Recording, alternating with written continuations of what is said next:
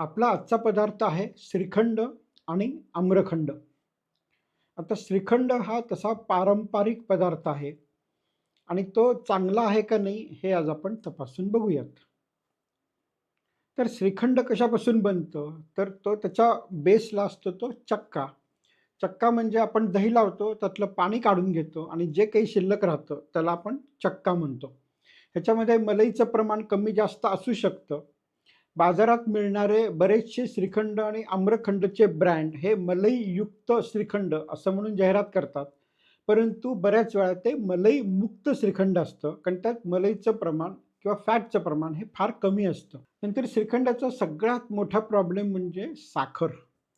म्हणजे खव्याच्या 50% साखर आणि 50% खवा एवढ्या प्रमाणात त्यात साखर मिसळली जाते. आता हे मिसळायचं कारण असं असतं, की जर चक्का आंबट असेल, तर ते श्रीखंड खावं वाटत नाही आणि मग त्याला कॉम्पेन्सेट करण्यासाठी म्हणून आपण बऱ्याच मोठ्या प्रमाणात त्यात साखर वापरली जाते आणि ही साखर खाणं हे आपल्यासाठी चुकीचं आहे. ही साखर आणि चक्का ह्याच्या दोन्हीमध्ये कॅलरीजचं प्रमाण तसं भरपूर असतं. त्याच्यामुळे तुम्हाला असं जाणवेल, की जर आपण व्यवस्थित 2-3 वाट्या श्रीखंड खाल्लं, तर आपलं अंग जड पडतं आणि झोप यायला लागते. त्याचं कारण असं आहे, की ह्यातली जी साखर आहे, ती मोठ्या प्रमाणात शरीरात जाते आणि त्याच्यामुळे आपल्याला अंग जड पडतं. आता श्रीखंड आणि आम्रखंडमधले 2 अजून मोठे प्रॉब्लेम्स असे आहेत, की आम्रखंडमध्ये आम्र म्हणजे आंबा हा अतिशय कमी प्रमाणात वापरला जातो किंवा तो जवळ वापरलाच जात नाही. परंतु त्याच्यामध्ये आंबा आहे असं आपल्याला जाणवावं म्हणून त्याच्यामध्ये फ्लेवर म्हणजे चव येण्यासाठी आंबा आहे अशी चव येण्यासाठी एक प्रकारचं केमिकल असतं ते त्यात घातलेलं असतं आणि आंबा आहे असं आपल्याला भास होण्यासाठी जो पिवळा रंग येतो तो पिवळा रंग त्यात घातलेला असतो.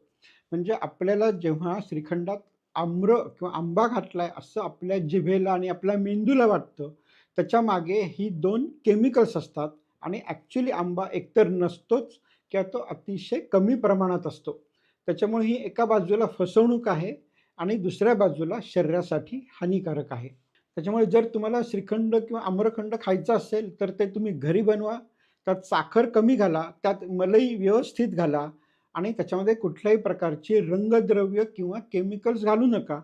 कदाचित त्याला रंग फारसा चांगला येणार नाही, परंतु त्याची चव चांगली असेल आणि ते आपल्या शरीरासाठी चांगलं असेल.